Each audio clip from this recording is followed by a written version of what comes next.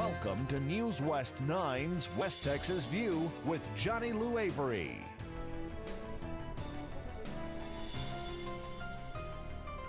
Welcome to the West Texas View. I'm Johnny Lou Avery, and over the next 2 or 3 Sundays, you're going to have more fun watching some of our Girl Scouts in this area and talking to some of the parents who are avid volunteers. The Girl Scouts are celebrating 100 years this year, and the cookies started it all. And so we wanted to talk about the cookie sales that is starting right away, but we also want to talk to the girls about what Girl Scouting has meant to them and some of the lessons they've learned. This cookie, though, is a part of the way that we continue to have Girl Scouts, and it's also a way to teach the girls a lot of things that they need to know. And my guests for this first part of the program are 2 of the awesome parent volunteers, and we could not have Girl Scouts and couldn't have had it for 100 years without the wonderful volunteers that really care about our future and the girls' growth and development and citizenship and character and in courage, because they really learn how to be good citizens and how to have ethics in dealing with other people. And so I want you to meet Beth Curran, who is going to be the director of cookie sales for Midland, and also Tasha Riddle, who is the assistant director of cookie sales.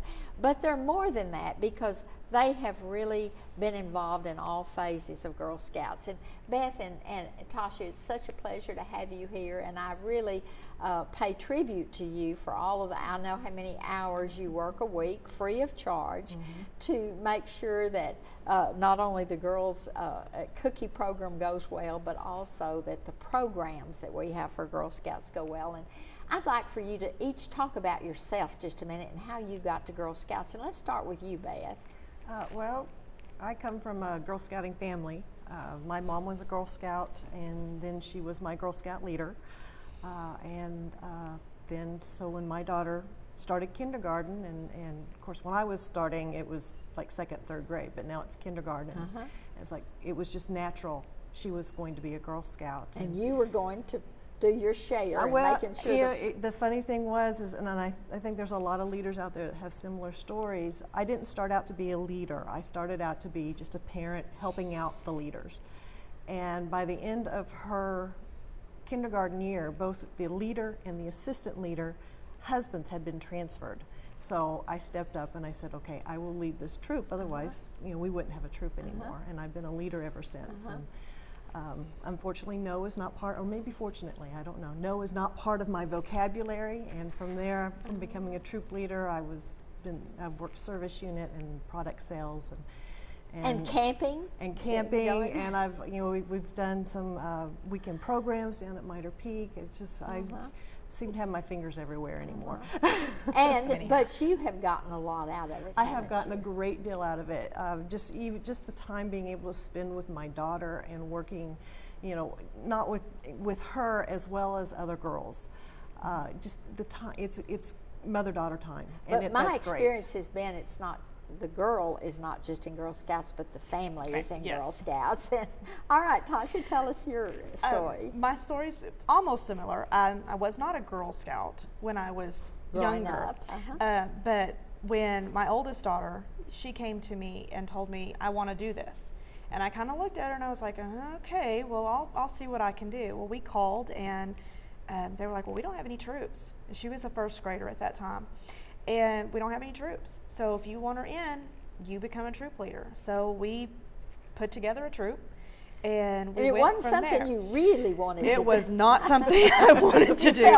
I did, yeah, because of that. I didn't have a clue as to what I was supposed to do. I didn't have a clue as to what it was all about. I didn't know. But thanks to the great staff that we've got here in Midland, that's true. the training was there, and it was like, oh, this is it. I can do this. This is no big deal. And so I just stayed that for a little bit. I just helped out with the troop and did that. And then a couple years later, my 2nd daughter got involved, and she was in kindergarten at the time. And I set her off into her own little troop, because I had a troop. and I didn't want to do the whole multi-level thing, and that worked for about a year.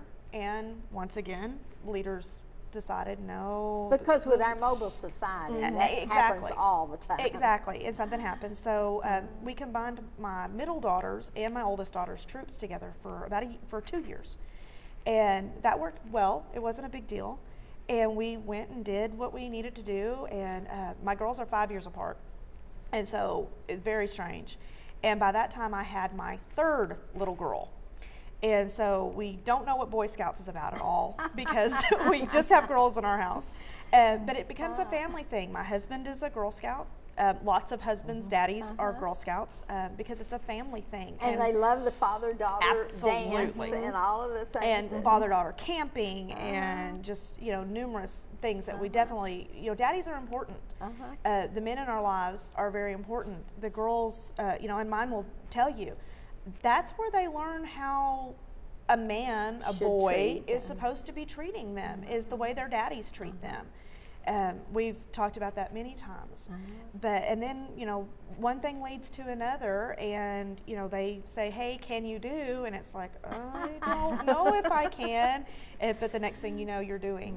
And so I'm with Beth. I do service unit stuff, which is where the other troop leaders have a person to call and say, "Hey, I'm having this situation. I don't know how to handle this. What do I do?" And so we are those go-to people instead of but always going to your staff. children are not in the same troops. No, we're two different Yeah, troops. yeah, and all my middle and my littlest one now are in the same troop, and my oldest one is more volunteer. She's a junior in high school, and she's a cheerleader also. Did she do Gold Awards? Or any of she those? did not. She didn't, but she did get the leadership from it, and now she's a cheerleader, and that has also brought in some of the leadership, and she mentors the little cheerleaders now, which is fun for her. Well, one of the things that I wanted to ask, though, because I love the concept that the whole family is part of it, but the Girl Scouts from the national office all the way down is very well organized and divided. And I want us to talk, when we come back after the break, a little bit about the structure of Girl Scouting and some of the other main programs that they have. We're going to have to take a break right now. We're going to be back in just a minute and continue this conversation. And you're going to learn a lot about Girl Scouting and things that you need to know. See you in just a minute. Wow.